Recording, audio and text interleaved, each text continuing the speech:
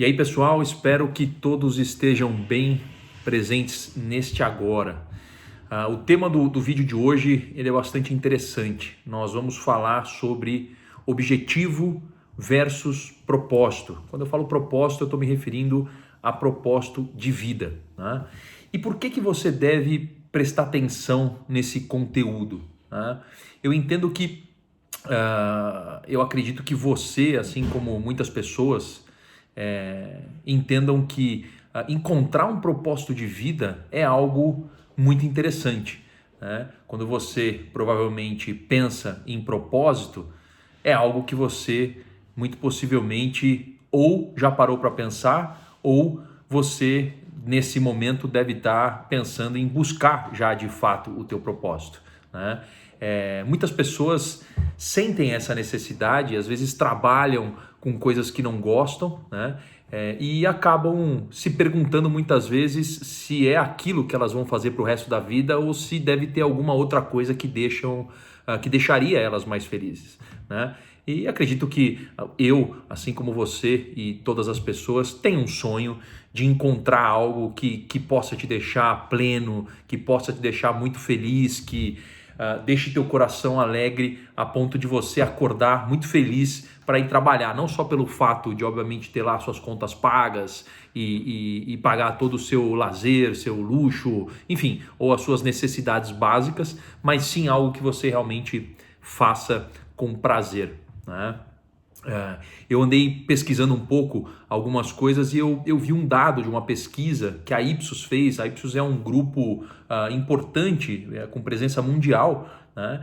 E eles fizeram uma pesquisa, se não me engano foi em 2018 ou 2019, com 28 países. Olha só que interessante, mais de 20.300 entrevistados online, né? E eles elencaram 29 motivos para as pessoas serem felizes, né? E aí quando eles olharam para a questão dos brasileiros, tinha lá os 29 motivos, eu não vou falar todos, mas eu vou falar os 5 primeiros. Olha que interessante, em primeiro lugar o brasileiro achava que para ele ser feliz ele precisava de saúde e bem-estar. Acho que realmente faz sentido, né? Em segundo lugar, com 62%, a resposta foi emprego que faça sentido. Logo em terceiro lugar, vida que faça sentido. Então veja como está muito conectado essa questão de propósito, né? De você viver e trabalhar com algo que você realmente acredite que faça sentido, né? E para comprovar esse número, uma outra pesquisa, um dado da Sodexo, né, pesquisa que a Sodexo fez, mostra que 54% dos brasileiros, olha só que interessante, 54% dos brasileiros já trabalham com o seu propósito de vida. Eu vou te falar que, bom, pesquisa a gente não pode duvidar, tem as fontes, né? Depois que eu vi essa pesquisa, eu fiz uma pesquisa rápida no meu Insta pessoal e no Inside Yourself, _OWL, que é onde eu, digamos assim, onde que eu divido o meu propósito, onde eu compartilho minhas experiências.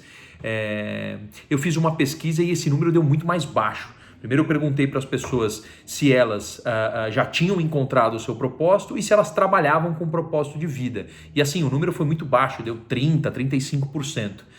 Fato é, tem um palestrante motivacional que já é falecido, o Jim Rohn, que foi o tutor, aí, o guru do Tony Robbins, que é um cara muito conhecido também, e ele dizia que a gente é a média das 5 pessoas mais próximas a gente, né? Então é só você perguntar para 5 pessoas mais próximas a você se elas trabalham com propósito de vida. Enfim, você vai ter possivelmente um cheiro aí, um dado. Mas fato é que quase que 3/4 aí dos brasileiros dizem que felicidade está ligada com emprego que faça sentido, né? E talvez, a grande verdade é que talvez você seja como eu. Eu também queria encontrar o meu propósito, né? E até mesmo era interessante porque eu duvidava se propósito era algo para mim, né? Se eu tinha direito de encontrar o meu propósito. É muito louco isso. Eu achava que propósito era uma coisa restrita a poucas pessoas, né? Mas por que eu estou falando isso, né? Por que eu estou trocando essa ideia com vocês, né? Porque o meu propósito de fato é levar, eu acabei descobrindo ele, né? Eu vou contar um pouco para vocês, eu acabei descobrindo ele, mas é levar conhecimento das dimensões espiritual, intelectual, física e emocional para que eu possa ajudar as pessoas nos seus processos de evolução, né? Parte da ajuda que eu tive, né, nesse processo de autoconhecimento que eu venho fazendo desde outubro de 2018 e que, dentre outras coisas, me ajudou a chegar no meu propósito, eu li um livro do Simon Sinek. O Simon Sinek, se você procurar na internet, vai ver, ele tem um dos TED Talks mais assistidos. Ele é o cara que ele criou um instituto que chama Start with Why, né? Comece pelo porquê, e ele defende muito o círculo dourado, né? Se você jogar círculo dourado na internet, você vai ver lá, é um círculo com três arcos, né? O primeiro arco é o why, que é o porquê, o segundo é o how, que é o como, e o terceiro é o what, que é o que. E ele fala que a maioria das pessoas, elas acabam querendo trabalhar, pensar no trabalho, pensar no seu dia a dia, na sua rotina, enfim, em tudo, não só em trabalho, começando pelo o quê. Então, tipo, o que eu faço, né? Como eu faço? Quando, na verdade, nós deveríamos pensar, em primeiro lugar, o porquê eu faço, né? Quando você começa pelo porquê, ou quando você expande a sua consciência para tentar descobrir o porquê você faz as coisas, com certeza, segundo Simon Sinek e milhares, centenas de milhares de pessoas que ele já ajudou, faz muito mais sentido. Isso pode te deixar mais feliz. Eu não sou aqui um Simon Sinek para despertar o propósito em vocês. Na verdade, o propósito do Simon Sinek é despertar o propósito nas pessoas. Já o meu é levar a consciência das dimensões espiritual, intelectual, física e emocional para ajudar as pessoas em seus processos de evolução, né? E obviamente um processo de evolução, você acaba nessa jornada encontrando o seu propósito. Muito possivelmente você pode encontrar o seu propósito, né? E eu sei porque eu fiz muitas outras coisas, né, que me ajudaram a chegar no meu propósito, mas eu posso assim, te garantir que a leitura desse livro, Encontrando Seu Porquê, é algo fantástico. Você vai mergulhar num manual didático, super prático para ajudar você a encontrar o seu propósito, né? E como é que eu vejo hoje em dia as pessoas, como elas estão fazendo em relação a esse tema, né, de propósito, de objetivo, né? Primeiro, eu acho que as pessoas não acreditam, né? Elas não acreditam que existe um propósito de vida, né, para elas, assim como eu não acreditava, né? Tem um guru que eu sigo muito e estudei bastante, li alguns livros dele e considero ele uma das pessoas que me influenciaram mais. Ele também já não é vivo, mas deixou um legado incrível em termos de educação empreendedora, de realização pessoal, que chama Napoleão Hill. Eu falo muito desse cara. Ele para vocês terem uma ideia, ele bebeu da fonte de um cara chamado Andrew Carnegie, e o Andrew Carnegie, antes de ser o cara mais rico do mundo e se tornar o magnata do aço nos Estados Unidos, ele foi catador de carretéis. Então, imagina um cara saindo de catador de carretel para ser o homem mais rico do mundo e ter ajudado os Estados Unidos a ser quem é o país hoje, né? O país que é. Imagina o que esse cara não tinha de técnicas, de ferramentas, de aprendizado e de prática. O Napoleão Hill bebeu da fonte desse cara, colou nele, fez um acordo com ele durante 20 anos. Depois da morte do Andrew Carnegie, ele ficou por 20 anos aí, pelo menos, estudando mais de 500 mentes brilhantes do mundo, como Theodore Roosevelt, Henry Ford, Graham Bell, todos caras famosos, muito famosos e nomes não tão conhecidos, mas que foram muito importantes para o desenvolvimento da economia nos Estados Unidos, né?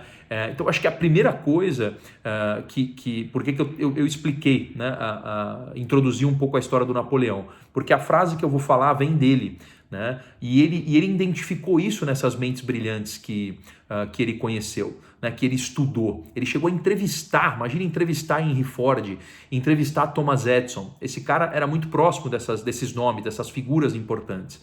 E uma das coisas que ele percebeu, e uma frase que ele falava era: a nossa mente humana, o que ela é capaz de conceber, ela é capaz de conquistar.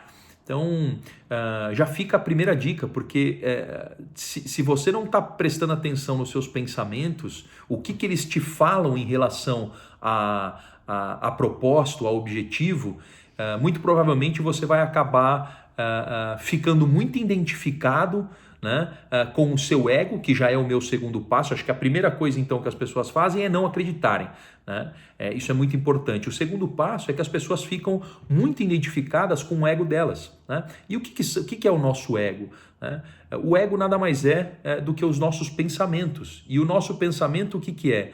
Como que a gente criou o nosso pensamento? A gente criou através das nossas referências familiares, dos nossos costumes, das tradições, né? Então, quando você já ouviu falar, né, a psicanálise freudiana sempre falou isso, né? Muitos outros psicanalistas defendem que a gente cria a nossa personalidade do 0 aos 7 anos, né?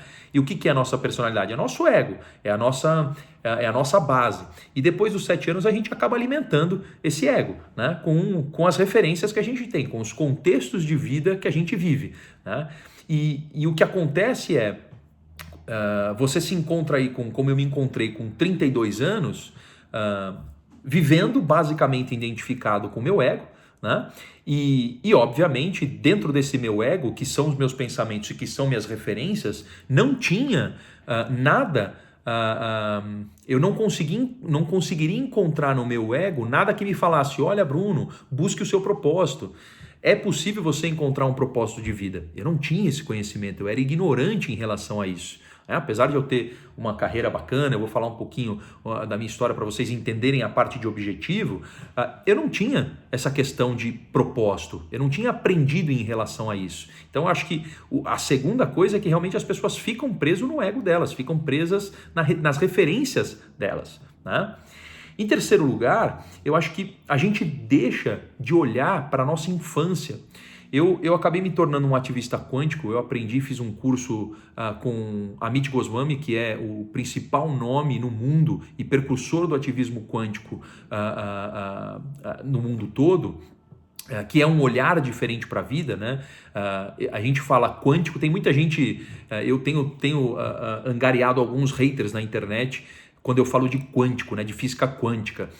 Tem pessoas que são formadas em física quântica e acreditam estritamente no que elas, obviamente, estudam e que é verdade, que é real. O Amit Goswami era um físico, na verdade ele continua sendo, ele se formou na Universidade de Calcutá, no México, ele chegou a dar aulas, né, de teoria física, né, em Oregon, nos Estados Unidos, e ele acabou, por algumas situações na vida dele, levando o olhar da física quântica para a vida dele. Então tem alguns conceitos da física quântica que ele traz para o ativismo quântico, né? E por isso que às vezes as pessoas não gostam muito, falam, pô, não tem nada a ver, o Amit é um charlatão, ele fica falando coisas para convencer as pessoas a fazer os cursos, enfim, tem todo tipo de gente. Acho que não existe uma verdade, na verdade existe uma verdade única, mas que ninguém tem acesso a essa verdade, e cada um tem a sua verdade. Então eu posso estar falando aqui algo que não tem nada a ver, você vai parar de ver o vídeo e tudo bem, é a sua verdade, né? Mas quem talvez se identifique com esse tipo de conteúdo, já conhece ou não conhece, passou a escutar e se interessou, pode abrir, pode expandir um pouco a consciência nesse sentido. Dei a volta toda aqui para falar do Amit. O que ele fala, né? Ele fala que é importante a gente olhar para a nossa infância. Por quê? Até um livro que ele escreveu, acho que foi o último livro que ele escreveu, que é A Consciência Quântica, ele fala disso. Porque quando a gente é criança, quando a gente está formando a nossa personalidade, ou logo depois que a gente forma a nossa personalidade, a gente está muito aberto para o mundo, né? Ele já fez vários estudos em relação a isso, e muitas pessoas relataram isso para ele, que quando você volta para a tua infância, você acaba lembrando de coisas que você fazia, que você gostava, que você se identificava, mas que por vários fatores você acabou deixando para trás e não seguindo. Então talvez, eu também acho que além de, eu falei das pessoas não acreditarem, das pessoas se identificarem com o ego, como elas estão identificadas com o ego, elas não conseguem olhar para a infância, né? Talvez elas alimentaram tantas coisas depois da parte da infância que elas acabam não conseguindo voltar lá atrás, né? Então acho que esse é o terceiro passo. A última coisa é a questão de não reservar um tempo para si, né? Eu acho que isso faz total diferença para você encontrar o seu propósito. Eu mesmo, eu disse, né, que eu comecei a minha busca, minha transformação, minha transição em outubro de 2018. Eu separei por 2 semanas eu fiquei, 2 ou 3 semanas eu fiquei toda segunda-feira à tarde, por orientação de um chefe que eu tive, olhando para mim, né, planejando o meu dia, planejando a minha semana, planejando o meu lado pessoal e profissional, e isso me despertou. E depois daí, 2 horas por dia, eu sempre fui meio 880, apesar de eu estar mais equilibrado agora, 2 horas por dia eu foquei de forma determinada a tentar me descobrir, a tentar resolver uma série de coisas que eu tinha dentro, algumas questões que eu queria mudar e eu não conseguia, não sabia como fazer, o que fazer, e eu acabei descobrindo. Eu investi, para você ter uma ideia, 11 dias, como se fossem 24 horas por dia, 11 dias nesses 3 meses, outubro, novembro e dezembro de 2018, olhando para dentro. Né? E as pessoas de fato não reservam um tempo para si. Tem um cara que eu gosto de citar, ele escreveu um livro que chama O Segredo do Bilhão do Dólar, é o Rafael Badziak, acho que é assim que pronuncia o nome dele, é um empresário, é um autor de best-seller, anjo investidor, o cara é expert em psicologia do empreendedorismo, e nesse livro ele elencou 20 princípios que um cara que já, ou uma mulher, um homem que já chegou no bilhão de dólar tem. E aí ele cita 4, eu trago aqui 4 que me chamou a atenção e principalmente o último que eu vou falar para vocês. Então o primeiro ele fala que é importante acordar cedo. A gente sabe, né? Quando a gente acorda cedo, a gente tem mais tempo, a gente acostuma nosso corpo assim. Claro que a gente tem que dormir, cada um tem o seu tempo de descanso, mas é importante acordar cedo porque você acaba criando uma rotina e ganha tempo, né? Manter-se saudável, ok, né? A gente sabe que é importante se manter saudável, ler muito é super importante. O Warren Buffett hoje com 80 anos ou um pouco mais, ele separa 80% do dia dele para leitura. Tudo bem, né? Você pode falar, pô, mas ele já é bilionário, ele não precisa mais fazer nada, ele só vê o dinheiro render na conta dele e por isso que ele tem tempo para ler. Sim, ele não começou com 80%, ele começou com menos, mas ele foi aumentando porque era um hábito e um costume que ele entendeu que fazia bem para ele. Né? E por fim, o que o Rafael Badziak fala? Tirar um tempo para si.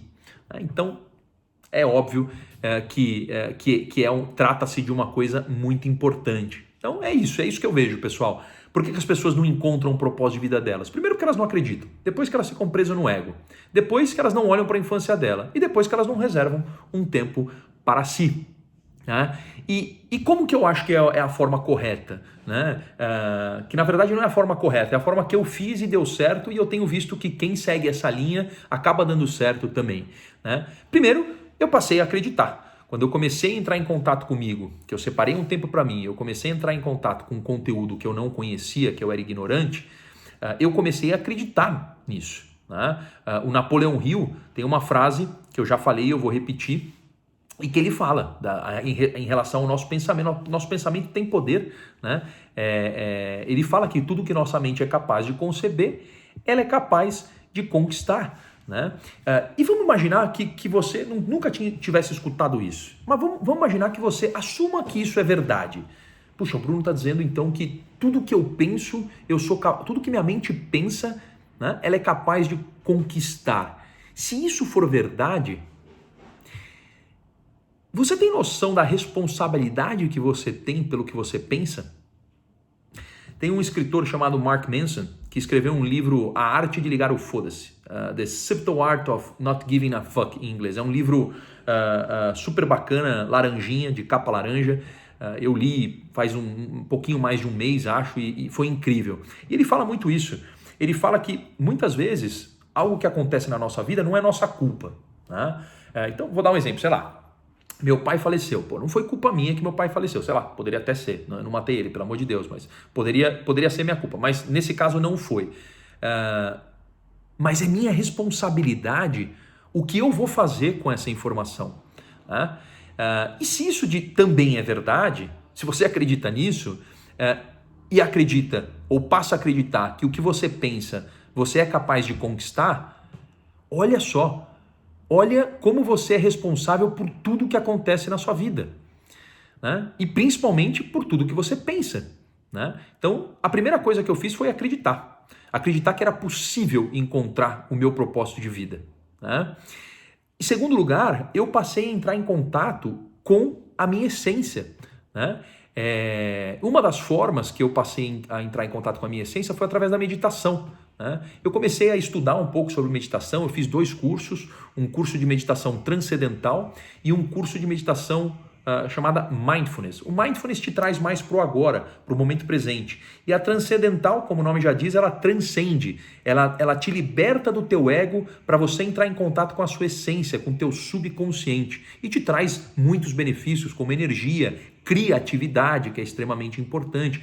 Imagina você trabalhando, fazendo uma meditação que te traz criatividade. Tem pessoas que não acreditam, eu não sou criativo, eu nunca mais vou ser criativo. Vou te falar que eu também achava que eu não era criativo, que eu não tinha criatividade. Quando eu passei a meditar, dentre outras coisas que eu fiz, mas a meditação que eu faço todo dia, 20 minutos de manhã e 20 minutos à tarde, por incrível que pareça, eu comecei a entrar numa onda de criatividade, de ter ideias, que foi incrível.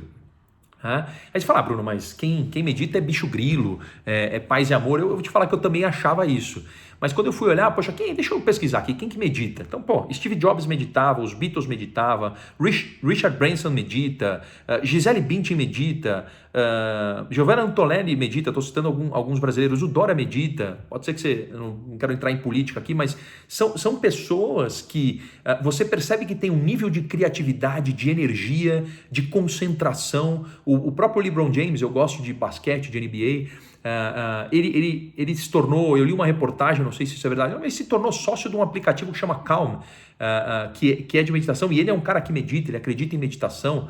Então, assim, tem muitos atletas e pessoas conhecidas que meditam, mas infelizmente nem 1% da população mundial medita, né? Mas eu passei a entrar em contato com a minha essência muito em função da meditação, né? Então, acho que o primeiro passo, eu passei a acreditar. Segundo passo, eu passei a entrar em contato com a minha essência, fugi do meu ego e tentei entrar mais em contato com a minha essência através da meditação, né? Terceiro passo, eu acreditei, conheci e confiei no processo de preparação. O que é o processo de preparação? Desculpa, o processo criativo. O Amit Goswami fala disso, tem vários gurus que contam a respeito desse processo criativo, né? Acho que talvez tenha um ou outro nome muito antigamente que criou de fato esse processo criativo, mas tem hoje, se você jogar na internet, processo criativo, você vai olhar vários nomes de vários autores relacionados com essa questão de processo criativo, né? O que é o processo criativo? É uma forma de você ser criativo. Eu sempre gosto de citar o caso de escovar o dente. Gente, hoje você para escovar o dente? Você para pensar em escovar o dente? Desculpa. Você está escovando o dente, você fica pensando, agora eu vou ter que colocar pasta, abrir aqui a torneira, agora eu vou escovar o lado esquerdo, o lado direito, agora eu vou enxaguar a boca. A gente não pensa. E tudo que a gente queira fazer na nossa vida, a gente precisa começar treinando, começar testando, começar se preparando.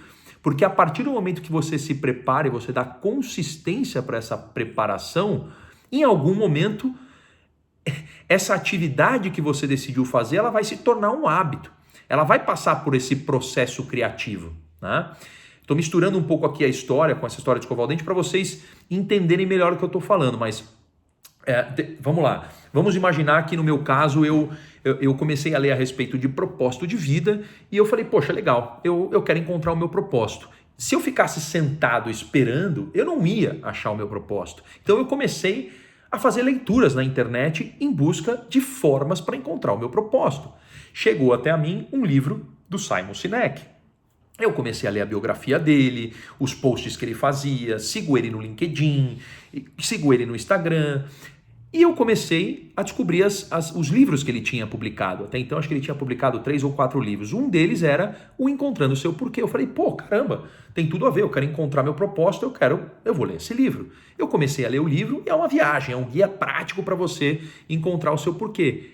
E ao finalizar a leitura desse livro, com a ajuda de algumas pessoas, principalmente de uma, que eu sempre gosto de citar, que foi meu padrinho de casamento, Danilo, um irmão que a vida me deu, você vai precisar de uma pessoa, quando você lê esse livro, você vai precisar de uma pessoa para trocar e fazer alguns exercícios. ele me ajudou. E no final de todo esse exercício, eu descobri, eu cheguei no meu propósito. Né? Eu, óbvio, já estava um tempo aí, eu já tinha passado por aqueles 3 meses de outubro, novembro e dezembro que eu mergulhei e separei aqueles 11 dias, né, 24 horas por dia para eu me autoconhecer. 2019 foi um ano que eu investi em média 6,8 horas para o meu autoconhecimento e mais ou menos no meio desse ano de 2019 eu fiz esse exercício e acabei de fato constatando o meu propósito, que eu já falei, que é levar, né, consciência das dimensões espiritual, intelectual, física e emocional para ajudar as pessoas em seus caminhos de evolução. Então, veja, eu fiz o meu processo de preparação. Então, o processo criativo ele começa com o pilar de preparação. O segundo passo é um passo que nesse processo é chamado de incubação. O que é incubação? E aí é outra coisa que você, talvez seja a primeira vez que você esteja ouvindo, e você precisa acreditar. Ou você vai acreditar ou você vai falar, putz, isso daí que o Bruno está falando é balela. Mas eu, quando escutei da primeira vez, eu também falei, poxa, será que isso é verdade? E a partir do momento que eu acreditei, que é o primeiro passo, eu comecei a entender que isso fazia sentido. A incubação é a sedimentação da preparação no teu subconsciente. Assim como escovar o dente, chega um momento que de tanto você se preparar, o teu subconsciente se acostuma com essa informação. E quando ele se acostuma, a tua atitude, a tua reação, basicamente ela é automática. Vai? Como escovar o dente passa a ser automático, você vai começar a ter atitudes que se traduzem em pensamentos e ideias, que é o terceiro passo, que é o terceiro passo, que é o passo do insight, da ideia. Tem alguns, o ativismo quântico, o hinduísmo chama de, tem um lado hinduísta aí que chama de ahá, momento ahá, né? Ahá, quando você tem a ideia, né? Esse terceiro passo é o passo do insight, de tanto você se preparar, de você acreditar, entrar em contato com a informação, você acaba tendo um insight, você acaba tendo uma ideia, né? E o quarto passo é o passo da manifestação, né? É o passo que você tem que, de fato, agir. Né? Não adianta nada você se preparar, você incubar, você ter ideia e você ficar parado, sentado, porque aí nada, de fato, vai acontecer. Tá certo? Então, acho que o terceiro passo, falamos então de acreditar, né? Falamos de entrar em contato com a essência e falamos do processo de preparação, que é extremamente importante. Né? E aí, como um último passo, né, que eu entendo que seria um quarto passo, que foi um passo eficiente que eu acabei fazendo, é de fato o final do processo criativo, é a manifestação. Né? De nada adianta você fazer tudo isso e ficar parado. E eu acabei de fato manifestando. Eu estou me formando como um practitioner de EFT, que é uma técnica de libertação emocional. Fiz cerca aí de 18 ou 19 sessões para o meu estudo de caso. Estou fazendo uma prova para receber o certificado agora. Tenho ajudado algumas pessoas. Já cheguei a dar palestras e a minha tendência, eu estou preparando uma palestra ainda nesse momento de pandemia, talvez eu faça online, mas eu estou preparando uma palestra que vai falar dessa questão de transição, de transformação e de mudança, então é uma forma de ajudar. Né? Eu já recebi convites para fazer lives, para falar desse meu conhecimento, né? Do meu propósito. Eu recebi um convite de uma amiga também para fazer um curso com ela na plataforma que ela tem de cursos. Se você entrar no meu Insta, você vai ver, e no YouTube também tem lá um videozinho de depoimentos de pessoas que eu ajudei ao longo da minha carreira e principalmente nesses 2 últimos anos que eu fiz esse mergulho, né, esse processo de autoconhecimento. Então, de fato, você precisa manifestar, chega uma hora que você precisa avançar. Né? Então, acho que essa é a forma que eu enxergo de ser eficiente. Né? Então, eu vou repetir de novo para... Repetir eu fiz um curso em Los Angeles com um cara que eu considero o meu principal guru, que foi o cara que me deu o start para tudo isso, que é o Bob Proctor. E ele fala que tem 3 formas, ele e algumas pessoas, né, falam que tem 3 formas de você mudar um paradigma, de você mudar uma crença que você tem, ou de você construir uma crença ou um paradigma. Ou através de um trauma, você tem um trauma e a partir desse trauma você ou melhora ou piora, ou através da hipnose, ou através da repetição. E é por isso que eu repito tanto, porque eu acredito nessa fórmula de repetição, né? Primeira vez, o que o Bruno falou? A terceira vez, a quarta vez, na quinta vez, talvez faça sentido. E foi assim comigo, é assim com você e pode ser assim com muitas pessoas. Tem gente que pega na primeira, mas por que as pessoas falam? Leia o mesmo livro mais de uma vez. Porque a primeira vez que você lê, é uma coisa. A segunda vez é outra coisa. Aí passa 6 meses, 1 ano, lê de novo esse livro. Você vai ver como você vai absorver essa mensagem de forma diferente. Tá?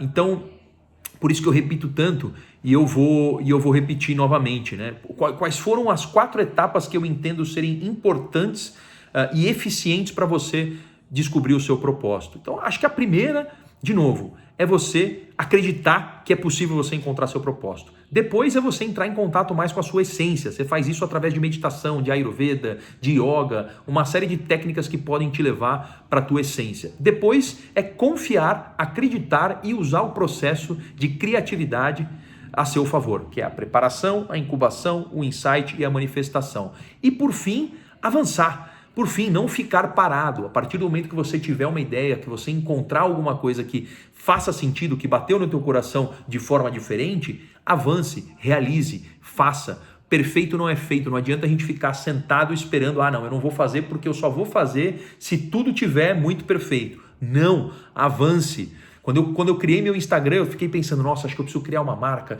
eu preciso fazer diferente, tem um monte de gente fazendo legal. Mas essas pessoas que fizeram legal, elas começaram do começo. Se você esperar para fazer perfeito, você não vai fazer. Por isso que falam que perfeito não é feito. E aí, com tudo isso que eu estou te contando, eu cheguei à conclusão que eu deveria separar propósito de vida de objetivo. Eu gosto de falar de objetivo financeiro, né? E era por isso que eu me confundia, porque eu falava, realmente eu não tenho um propósito de vida, porque eu estou aqui trabalhando no meu mercado publicitário, que é uma coisa que eu gosto de fazer. Eu não amava fazer aquilo, não era uma coisa que enchia meu coração, mas eu lidava com pessoas, eu gerenciava, né? Depois, obviamente, que eu fui promovido, eu gerenciava equipes, eu adorava lidar com pessoas, eu gostava dessa coisa de meta, né? Eu tenho uma característica de ser realizador, né? De ir para cima, de realizar. Eu não sei se você já estudou Eneagrama, mas eu identifiquei o meu, que é o Eneagrama 3, que é o cara que ele gosta de uma meta, dá uma meta para o Eneagrama 3 que ele vai resolver. Então, eu estava muito preso com essa questão de objetivo e eu não conseguia separar. Mas depois que eu descobri o meu propósito, eu falei, peraí, eu vou separar objetivo de propósito. Então, hoje eu sim tenho minha meta financeira, mas isso não me força a ganhar dinheiro com o meu propósito, né? Eu cheguei até a dar uma entrevista na TV Cultura, no jornal JC1, que é o jornal da 1 hora, que eles fazem ao vivo. Passou um trechinho, eu deixei no meu Instagram a parte que eu contribuí. Na verdade, foi a minha amiga e que chegou a ser minha coach, minha professora de pós-graduação da SPM, que me convidou. E lá eu contei um pouquinho dessa história, né? De eu encontrar o meu propósito de vida, de eu sentir essa plenitude, né? Então, eu separei, né? Eu nunca deixei de ter meus objetivos. Então, quando eu tinha 14, 15 anos, eu trabalhei numa pizzaria na Moca. Meu pai distribuía alimentos para a pizzaria. Não foi muito difícil conseguir um emprego. Trabalhei na pizzaria Papa Domênico, ali numa travessa da Paz de Barros. Trabalhei como caixa, sempre gostei de números, então para mim era fácil lidar ali, atendendo o telefone, o delivery. Eu tinha lá um objetivo. Qual que era o meu objetivo? Eu queria ganhar uma graninha. Eu tive filho cedo, com 17 anos eu fiquei sabendo que ia ser pai. Com 18 anos ele nasceu, logo depois eu fiz 19. Eu sabia que eu não tinha condição financeira de arcar com todas as minhas dívidas. Eu naquela época, com 17 para 18 anos eu dava aula de inglês depois, né? E eu precisei começar a trabalhar cedo, né? Eu queria trabalhar cedo. Eu falei, eu preciso juntar um dinheiro. Mal sabia eu que eu ia ter filho cedo, mas eu queria juntar um dinheiro. Por quê? Porque ainda dependia do meu pai. Era ruim, né? Eu tinha que, eu queria sair para comer alguma coisa, eu precisava ficar pedindo dinheiro pro meu pai. Então eu falei, eu vou começar a trabalhar. Meu pai conversou comigo, eu achei legal a história e fui trabalhar. E comecei a ganhar uma graninha legal. Na época acho que era sei lá, R$ 40 por sexta e 40 por sábado, R$ 80. No mês dava pouquinho, dava R$ 300, R$ 350, alguma coisa assim, mas já ajudava. Aí logo depois meu filho nasceu. Nessa época que ele nasceu, eu já dava aula de inglês, né? Eu fui professor de inglês numa escola que chamava British and American, que hoje não existe mais, e depois eu dei aula na Wizard durante um ano também, que era a escola que eu me formei e eu tinha o sonho de dar aula. Então, eu sempre fui colocando objetivos. Aí eu comecei, na época falavam para mim, não, você precisa ser trainee. Trainee é muito bacana, pô, tem um monte de empresa que faz processo seletivo de trainee, você vai aprender pra caramba. Comecei a pesquisar e vi lá uma empresa que chamava, na verdade era uma ONG, né? Que chamava Anshan. Não sei se vocês já ouviram falar, é a American Chamber of Commerce, a Câmara Americana do Comércio. Porra, quando eu comecei a descobrir a Câmara Americana, eu fiquei apaixonado. Eu me inscrevi no processo e fui. Eu passei por... acho que foram 6 ou 7 etapas, eram 1.000 candidatos para 20 vagas em São Paulo.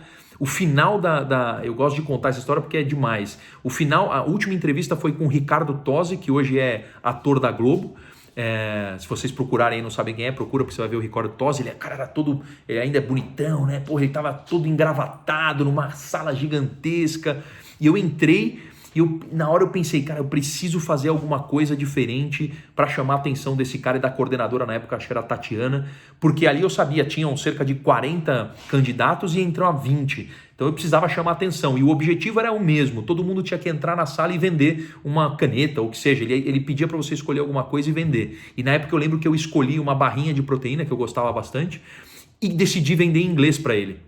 Então, eu preparei esse objetivo, eu estava sentado na cadeira ali no sofá esperando e eu comecei a traquinar aqui na minha cabeça, falei, o que eu vou fazer de diferente? Então, percebe, ao longo da minha carreira, eu fui tendo vários objetivos, né?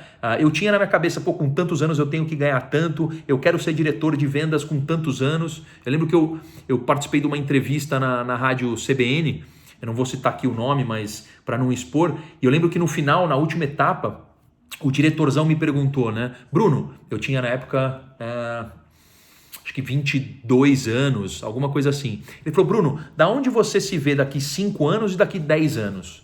Eu falei, olha, daqui 5 anos eu me vejo como um gestor de equipe, né? E daqui 10 anos, muito provavelmente assumindo uma vice-presidência da área comercial de algum lugar, né? Ó a visão. E o cara ficou incomodado, porque eu sei que eu tenho um amigo em comum com ele, que inclusive me indicou para esse processo seletivo. E depois eu fiquei sabendo que o cara ficou bravo, ele me chamou de Alberto Roberto, que era um cara que fazia um programa, que era o Chico Anísio, né? Que fazia um sketch lá de um cara que era todo, que era gargantão, que falava, que se sentia. Tudo bem, essa era a verdade dele, a minha verdade, ele me perguntou e eu fui sincero, né? Tanto é que com 28 anos eu me tornei diretor de uma multinacional da HBO no Brasil. Né? Então, de novo, eu nunca deixei de ter objetivos. Só que eu achava que era só isso na minha vida. Eu achava que era só isso e que eu nunca ia descobrir o meu propósito. Hoje, descobrindo o meu propósito, eu consigo separar as coisas. Né? Hoje, eu acabei nos últimos 4 anos me envolvendo com a nova economia, com o mercado de startups, passei a ser investidor anjo e eu tinha um objetivo, eu falei, poxa, em algum momento eu quero trabalhar só com isso. Né? Hoje eu tenho um irmão que a vida me deu, que é meu sócio, o Rodrigo Quinalha, ele me convidou para fazer um trabalho dentro da KIK, um trabalho de educação para o mercado e também para os empreendedores, e eu acabei me tornando sócio dele. Né? Então, de novo, eu vou seguindo com os meus objetivos e em paralelo eu vou tendo meu propósito. Eu faço sessão de FT, uma live toda quinta-feira agora na pandemia às 19h15, ajudo as pessoas, eu faço sessões individuais, eu dou as minhas palestras, eu participo das lives, eu estou criando um programa que vai levar a consciência, né? Vai levar o meu propósito para os empreendedores, para ajudar eles a terem a consciência dessas 4 dimensões que estão relacionadas com o meu propósito. Então eu vou criando situações muito em função do processo criativo, eu uso o processo criativo para ter ideias e manifestar essas ideias, e eu vou seguindo aqui com o meu objetivo financeiro, né? Que eu tenho a cada 2 anos, a cada 5 anos eu tenho, sempre tive e continuarei tendo esse olhar para frente em termos financeiros, certo? Bom, Estamos chegando aqui quase a 40 minutos. A minha ideia era expandir a consciência de vocês em relação a propósito e objetivo. Que é possível ter as duas coisas podem caminhar junto e existe um caminho para você trilhar, para você encontrar o seu propósito. É possível, todo mundo pode ter um propósito de vida. Enfim, tem muita coisa que eu poderia aqui tratar para falar de propósito, para ajudar vocês a encontrar o propósito. Nos meus canais, Facebook, YouTube, podcast, no próprio Instagram, você pode encontrar uma série de conteúdos ali que possam te ajudar a entender mais sobre essa questão de propósito. Tem um que eu fiz e não faz muito tempo que fala da diferença de essência e de ego. Lembra que eu falei que uma das coisas que eu passei a fazer é entrar em contato mais com a minha essência? Lá eu dou várias dicas de como fazer isso, talvez possa te ajudar mais. Tá certo? Desejo muitos agora para vocês, muita energia e obrigado pela atenção. Valeu!